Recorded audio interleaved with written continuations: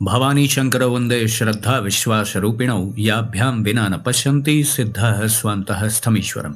हर हर महादेव।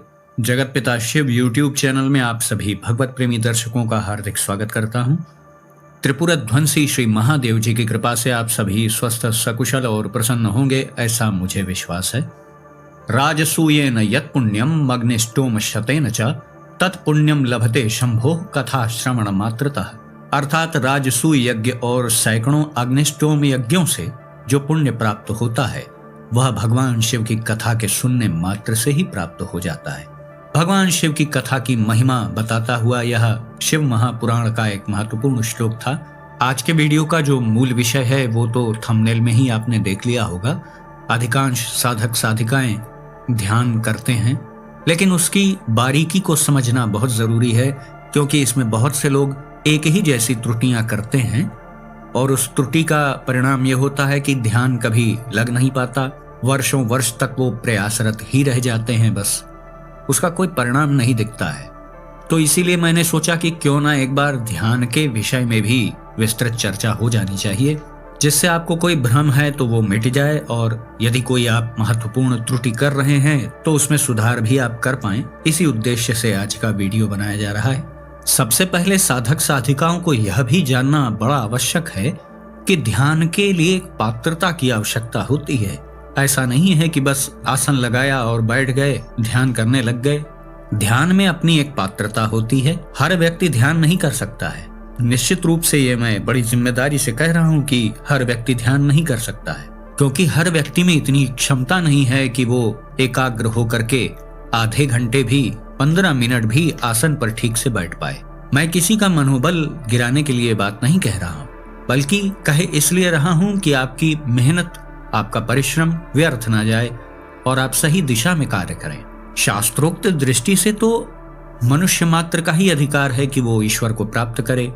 मनुष्य का शरीर ही उसे इसलिए प्राप्त हुआ है कि वो अपने सबसे सर्वश्रेष्ठ लक्ष्य भगवत प्राप्ति की ओर अग्रसर हो सके। लेकिन इसी आदर्श वाक्य के कारण हम भावावेश में आ जाते हैं और सोचते हैं कि मनुष्य देह मिल गया है तो बस यही सबसे बड़ी उपलब्धि है। अब मनुष्य देह में हम जो भी प्रक्रिया चाहें अपने मन से करते रहें और ईश्वर हमें मिल जाएंगे। ऐसा नहीं है। यदि ऐसा होता तो सभी महत्वपूर्ण शास्त्रों में यह बात कह दी जाती कि आप मनुष्य रूप में जन्म ले चुके हैं, अब तो सारी समस्या मिट चुकी है, अब बस आप चैन से अपने जीवन को काट लीजिए, जब आपकी मृत्यु होगी तो आप ईश्वर को प्राप्त कर लेंगे। ऐसा कहीं कहा गया है क्या? ऐसा कहीं नहीं कहा गया है। यहाँ तक कि जो दो बड़े मानव शास्त्र हैं, श्रीमद् भगवद गीता और शिव गीता, उनमें भी ये बात नहीं कही गई है। और साधक को कहीं पे भी छूट नहीं दी गई है कि आप परिश्रम करने से बचें या कोई बीच का रास्ता या कोई शॉर्टकट बता दिया जाए। ऐसा किसी शास्त्र में कहीं उल्लेख नहीं है। इसलिए आप ये समझें कि ध्यान करना, भगवत प्राप्ति करना, यह तो मनुष्य का अधिकार है। सबको इसका अधिकार है। ना ही इसमें किसी जाति पाति का बंधन है, ना ही लिंग का भेद है कि स्त्री कर सकती है पुरुष नहीं कर सकता है। ऐसा वैसा कुछ भी नहीं। लेकिन पात्रता हमारी होनी चाहिए। ऐसा नहीं है कि सभी मनुष्य हैं तो सभी ध्यान करने बैठेंगे तो सबका ध्यान लग जाएगा। ऐसा क्यों नहीं होता है? फिर तो बात के मूल मर्म को हमें समझना होगा। ये बहुत जरूरी है। अधिकांश लोग तो लंबे समय तक ध्यान करते हैं, हालांकि बस बाह्य रूप से ऐसा दिखता है कि वो लंबे समय से किसी आसन पर बैठ करके ध्यानस्थ मुद्रा में ध्यान करते हैं। अब पता नहीं 20-20 सालों से लोग ऐसा क्या ध्यान कर रहे होते हैं कि वहीं के वहीं खड़े हैं। 20 साल पहले भी जो आध्यात्मिक स्तर उनका था वही आज भी है, और 20 सालों से वो कहते हैं कि मैं ध्यान कर रहा हूँ। कोई अनुभवी व्यक्ति अगर उनके नेत्रों को देखे तो 1 सेकंड में जान जाएगा कि 5 मिनट भी इनका ध्यान नहीं लगता होगा। जिनका ध्यान अच्छे से लगने लग जाता है उनके नेत्रों की चपलता अपने आप गायब हो जाती है। बहुत स्थिर नेत्र हो जाते हैं, उनके घूर्णित नेत्र हो जाते हैं। आंख मिलाने पर इतना प्रचंड तेज होता है कि आप आंख मिला नहीं पाएंगे, या तो आप आंख मिलाने से कतराएंगे, उस व्यक्ति से थोड़ा दूर भागेंगे। जिनका जबरदस्त ध्यान लगने लग जाता है उनके ये सब लक्षण हैं। ये सब अच्छे से समझ लीजिए आप लोग। इसलिए बातें बनाना बड़ा आसान है कि मैं बहुत ध्यान करता हूँ, वर्षों वर्ष से मैं ध्यान में संलग्न हूँ। तो जिनके सामने आप डींगे मारना चाहे मार लें, लेकिन जब अनुभवी व्यक्ति आपके सामने खड़ा होगा तो 1 सेकंड में आपकी पोल खुल जाएगी। तो इसलिए बेहतर है कि आप जिस चीज को नहीं जानते हैं उसे जानने का प्रयास करें। वास्तविक रूप में उस राह के राही बनिए आप।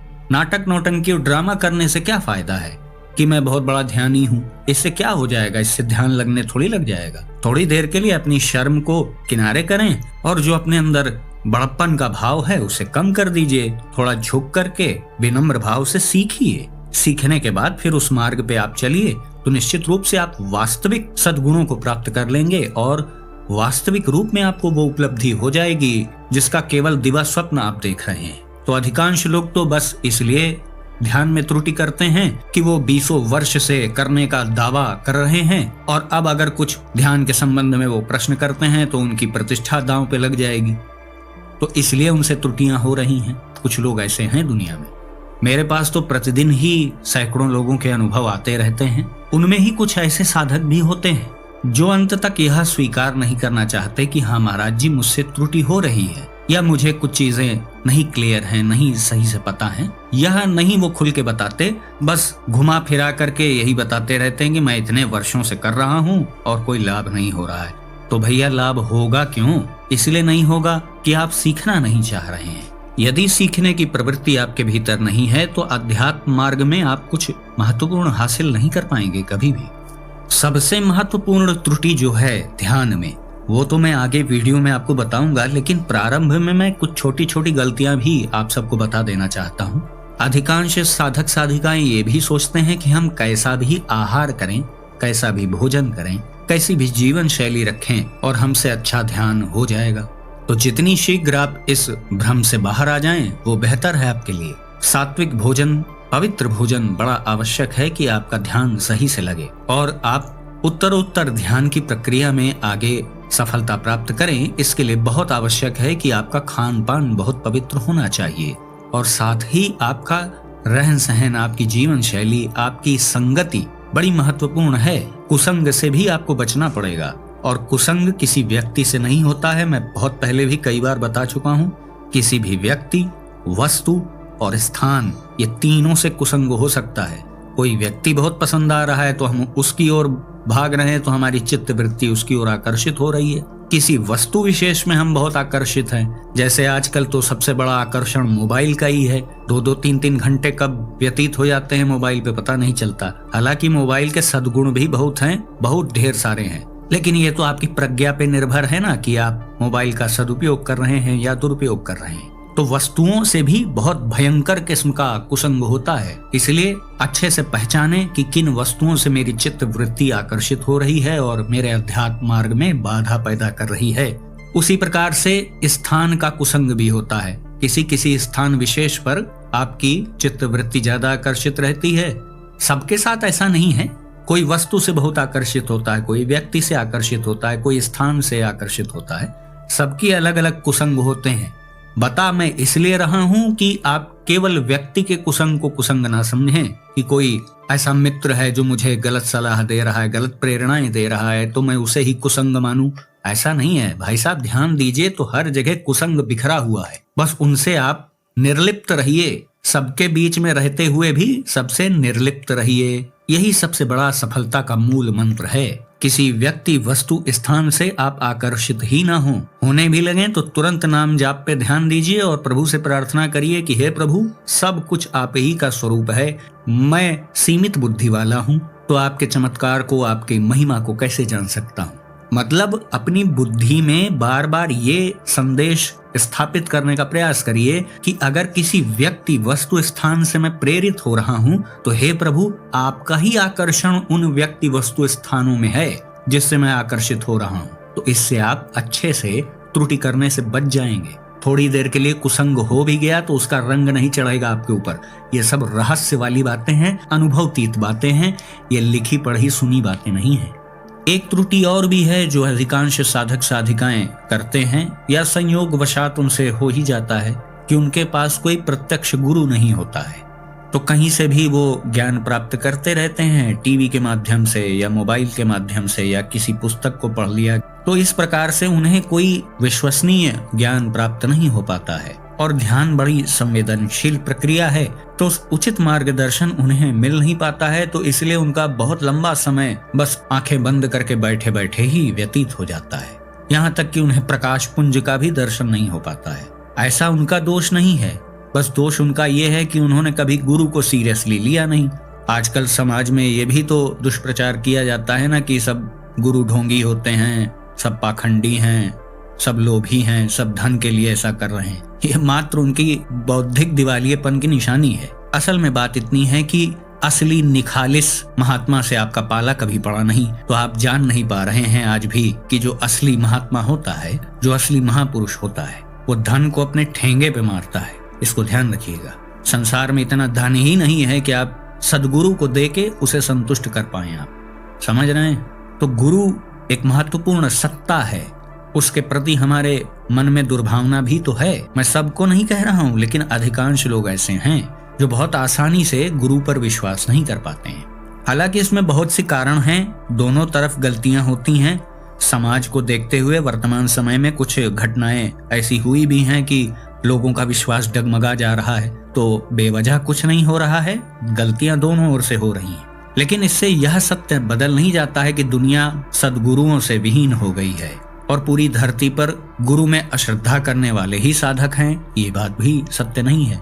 अच्छे बुरे दोनों हर जगह ही पाए जाते हैं। बस महत्वपूर्ण बात यह है कि हम उन्हें पहचानना सीखें। यदि हम अच्छाई और बुराई की पहचान भी नहीं कर पाएंगे तो फिर मनुष्य जन्म लेने का क्या लाभ हुआ हमें। तो यह भी एक बहुत महत्वपूर्ण कारण है कि हम ध्यान में सफलता प्राप्त नहीं कर पाते हैं, क्योंकि हमारे पास सही मार्गदर्शन करने वाला एक प्रत्यक्ष गुरु नहीं होता है। हालांकि जो लोग महादेव जी को ही अपना मानसिक गुरु मान करके ध्यान करते हैं और उनका आचरण पवित्र है, खान पान अच्छा है, कुसंग से वो दूर रहते हैं, तो निश्चित रूप से महादेव जी ही उनकी प्रज्ञा में बैठ करके उनका मार्गदर्शन करते हैं। अब लेकिन दिक्कत उन्हें अवश्य हो जाती है जिनके पास कोई प्रत्यक्ष गुरु भी नहीं है और महादेव जी में भी उनकी ढंग से श्रद्धा हो नहीं पा रही है, लेकिन वो ध्यानी भी बनना चाह रहे हैं। तो सारी स्थितियां विपरीत है ना। आप खुद सोचिए, ध्यान में वो सफलता भी पाना चाह रहे हैं और गुरु की इज्जत नहीं कर रहे हैं, भगवान में विशेष श्रद्धा नहीं है, तो कहां से सफलता मिलेगी। तो मैं इन्हीं सब बातों पर ध्यान आकृष्ट कराने के लिए ही आज ये वीडियो बना रहा हूँ। थोड़ा गौर से व्यापक दृष्टि से आप देखें तो ध्यान एक चरणबद्ध प्रक्रिया है। डायरेक्ट ध्यान ही आप नहीं लगाने लग जाएंगे, उसके पहले भी बहुत सी प्रक्रियाएं हैं। ध्यान तो अष्टांग योग का एक अंग है।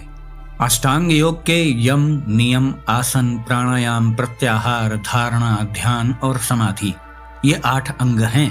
इन्हीं सब से मिलकर के तो अष्टांग योग बनता है और इनके संबंध में कहा गया है कि इन सब योगांगों का पालन किए बिना कोई भी व्यक्ति योगी नहीं हो सकता है। योगी नहीं हो सकता है तो वो ध्यानी भी नहीं हो सकता है। भाई ध्यान तो 7वें नंबर पे आ रहा है। पहले यम, नियम, आसन, प्राणायाम, प्रत्याहार, धारणा, इनको तो समझें। यम का मतलब क्या है? अहिंसा आदि अशुभ भावों से हटकर आत्म केंद्रित व्यक्ति जो होता है, वही व्यक्ति यम का पालन करने वाला माना जाता है। अहिंसा, सत्य, आस्तेय, ब्रह्मचर्य, परिग्रह, यमाह, यम के ये गुण हैं। अहिंसा, सत्य, आस्तेय, ब्रह्मचर्य तथा अपरिग्रह, ये 5 प्रकार के यम हैं। अब दूसरे नंबर पर है नियम। शौच, संतोष, तपस्वा, ध्यायेश्वर, प्रणिधानानि नियमाः, अर्थात शौच, संतोष, तप, स्वाध्याय तथा ईश्वर प्राणिधान, ये 5 नियम हैं। मतलब सामान्य शब्दों में आप कहो तो पवित्रता, संतुष्टि, मतलब बहुत लालच, लोभ, यह स्वभाव नहीं होता है जो अच्छा योगी होता है, जो अष्टांग योग के नियमों का पालन कर रहा होता है। तप करना उसके स्वभाव का एक अंग होता है। स्वाध्यायी होता है वो व्यक्ति, ईश्वर में अपनी प्रज्ञा को स्थापित करने वाला होता है। अब तीसरा अंग क्या है अष्टांग योग का? वो है आसन। पद्मासन, भद्रासन, सिद्धासन, सुखासन आदि किसी भी आसन में स्थिरता और सुखपूर्वक बैठना आसन कहलाता है। मैं प्रारंभ में आपको यही तो कह रहा था कि अधिकांश लोग तो 15 मिनट भी ठीक से आसन पे बैठ नहीं पाते हैं। कहीं इधर हिलेंगे, कहीं उधर हिलेंगे, ऐसे थोड़ी ध्यान में आप कुछ कर पाएंगे। तो ये सब बहुत लंबे समय तक गुरु के मार्गदर्शन में बहुत कड़ा अभ्यास करना पड़ता है, तब इस स्तर पे व्यक्ति पहुंचता है। आजकल जो डायरेक्ट ध्यान में बैठ जाते हैं, फिर शिकायत करते हैं कि ध्यान हो ही नहीं रहा है, तो होगा कैसे? देख लीजिए, सारे नियम तो मैं बता ही रहा हूं आपको। तो विविध प्रकार के आसनों का हमें अभ्यास करना पड़ेगा और सामने गुरु छड़ी लिए हुए बैठा रहेगा कि एक त्रुटि हुई नहीं कि तड़ाक से एक छड़ी घुमा के आपको मारेगा। ऐसे ही विद्या आती है, गुरु से ऐसे ही सीखा जाता है। हम लोगों ने भी बहुत मार खाई है गुरु की, तभी आज कुछ थोड़ा मोड़ा ज्ञान प्राप्त हुआ है। तो आप समझ गए ना कि आसन लगाना भी कोई आसान प्रक्रिया नहीं है, इसमें भी बहुत अभ्यास की जरूरत होती है।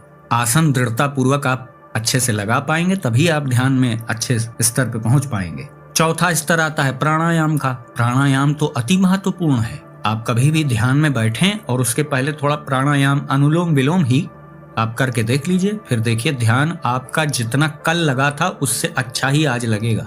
करके आप देख लीजिएगा। तस्मिन् सति श्वास प्रश्वासयोर गति विच्छेद प्राणायाम, अर्थात आसन के स्थिर हो जाने पर श्वास लेने व श्वास को छोड़ने की स्वाभाविक गति का विच्छिन्न होना ही प्राणायाम कहलाता है। जब अच्छा आसन लग जाएगा ना तो तैल धारावत श्वास हो जाएगी आपकी। श्वास कब अंदर जा रही कब बाहर जा रही आप स्वयं नहीं जान पाएंगे। अष्टांग योग का जो 5वां अंग है वो है प्रत्याहार। स्विषया सब प्रयोगे चित्त स्वरूपानुकार इमेन्द्रियाणाम प्रत्याहार। इंद्रियों के अपने अपने विषय, रूप, रसादि का सन्निकर्ष होने पर चित्त वृत्ति के अनुरूप ही इंद्रियां हो जाती हैं।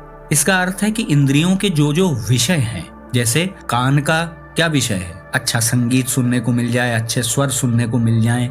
नाक का विषय क्या है, घ्राणेन्द्रिय का विषय ये है ना कि अच्छी अच्छी सुगंध सूंघने को मिले। नेत्रेंद्रिय का क्या विषय है कि अच्छे अच्छे दृश्य मुझे दिखाई दें जो मेरे हृदय को आनंदित कर दें। जिस प्रक्रिया को धारण करने से यह आकर्षण मिटने लग जाए तो वही प्रत्याहार है। अपनी इंद्रियों को विषयासक्त होने से बचाना, या साफ शब्दों में कहें कि इंद्रियों पर ताला लगा देना ही प्रत्याहार है। जब साधक विवेक, वैराग्य आदि से अपने मन के ऊपर नियंत्रण कर लेता है तब इंद्रियों का जीतना अपने आप ही हो जाता है, क्योंकि मन ही इंद्रियों को चलाने वाला है।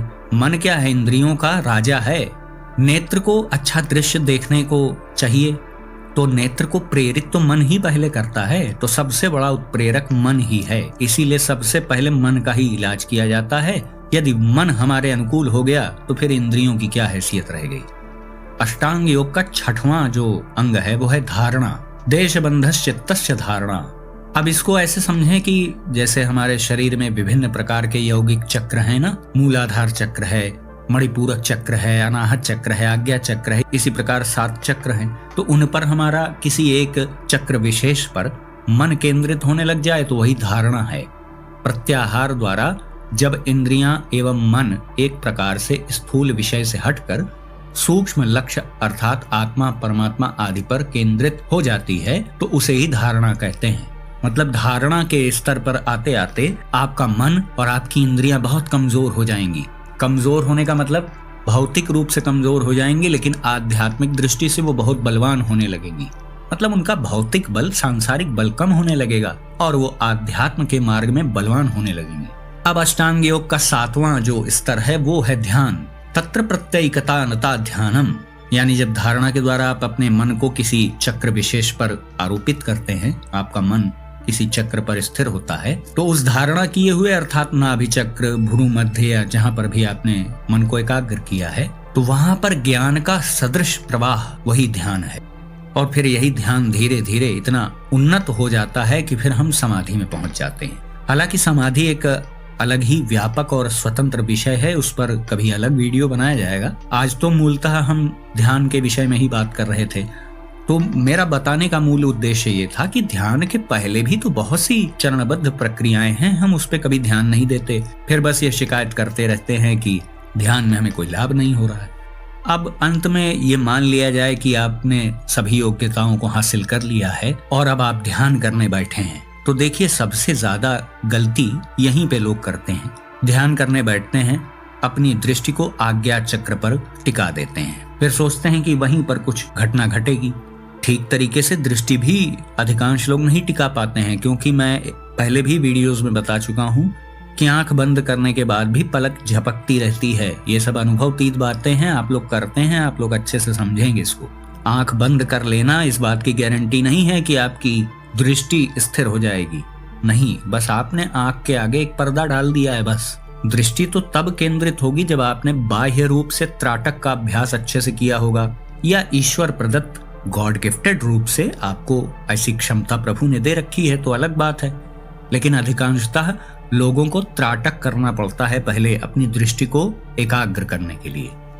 ठीक है, मान लेते हैं कि आपने त्राटक का भी बहुत अच्छे से अभ्यास कर लिया है, अब क्यों ध्यान नहीं लग रहा है? इसलिए नहीं लग रहा है क्योंकि आप ध्यान के नाम पर बस अपनी दृष्टि को आज्ञा चक्र पर केंद्रित किए हुए बैठे हैं। बस इससे थोड़ी ध्यान लग जाएगा।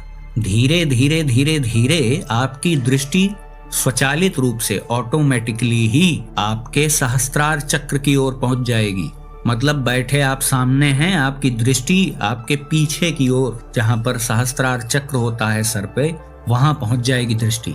आपको पहुंचाना नहीं है, वो स्वतः ही पहुंच जाएगी कुछ देर ध्यान करने के बाद। फिर आपको अनुभव ऐसा करना है कि आसमान से ब्रह्मांडीय ऊर्जा मेरे अंदर समाहित हो रही है, ऊपर से एक धारा जैसी ऊर्जा की मेरे भीतर गिर रही है और समा रही है। जब ऐसी भावना आप करेंगे तो फिर आपकी जो दृष्टि है वो भली प्रकार से सहस्त्रार चक्र की ओर स्थिर होगी। फिर जिनका शरीर थोड़ा हल्का मूवमेंट करता है, राइट लेफ्ट या आगे पीछे हिलता है, उस समय आप अनुभव करिएगा 5 से 10 गुना अधिक गति से शरीर हिलने लग जाएगा, जो इस बात का संकेत होगा कि हाँ, ऊर्जा अब मूलाधार चक्र से बहुत अच्छी तरीके से बाकी के चक्रों का भेदन करते हुए सहस्त्रार चक्र की ओर आ रही है। एक ही वीडियो में आप इस रहस्य को अच्छे से नहीं समझ पाएंगे। समय समय पर इस संवेदनशील विषय से संबंधित हम वीडियो बनाते ही रहेंगे। फिलहाल आज के वीडियो में आपने इतना तो अवश्य जान लिया कि हम ध्यान में त्रुटियां क्या क्या करते हैं, और हर त्रुटि बड़ी महत्वपूर्ण है, उसे हल्के में ना लें। हर त्रुटियों को आप दूर करें। जो बातें इस वीडियो में बताई गई हैं उसे आप पालन करने का प्रयास करें तो निश्चित रूप से आपका ध्यान अच्छे से लगेगा। बहुत से लोग अंधेरे कमरे में ध्यान करने का प्रयास करते हैं, बिल्कुल अंधेरा कर देते हैं कमरे में और फिर ध्यान करने का प्रयास करते हैं। बहुत से लोग अपने समक्ष एक घी का दीपक जला लेते हैं। दोनों ही प्रकार से आप ध्यान कर सकते हैं, कोई दिक्कत नहीं है। बिल्कुल अंधेरे में ध्यान करने का भी अभ्यास एक अलग ही प्रकार का होता है, उसमें अनुभव भी अलग किस्म के होते हैं। और जो दीपक जला करके ध्यान किया जाता है वो भी बड़ा महत्वपूर्ण है, उसमें अलग किस्म के थोड़ा अनुभव होते हैं। विशुद्ध रूप से सरल शब्दों में कहा जाए तो ध्यान मरने का अभ्यास करने के बराबर है। जिसने ध्यान में सफलता प्राप्त कर ली तो समझ लो कि मृत्यु पर भी विजय उसने प्राप्त कर ली। तो अंत में मैं बस यही कहूंगा कि ध्यान लंबे समय तक आप कर रहे हैं, 20 साल 10 साल से, उसका महत्व नहीं है। महत्व इस बात का है कि आप सही प्रक्रिया को अपना रहे हैं कि नहीं।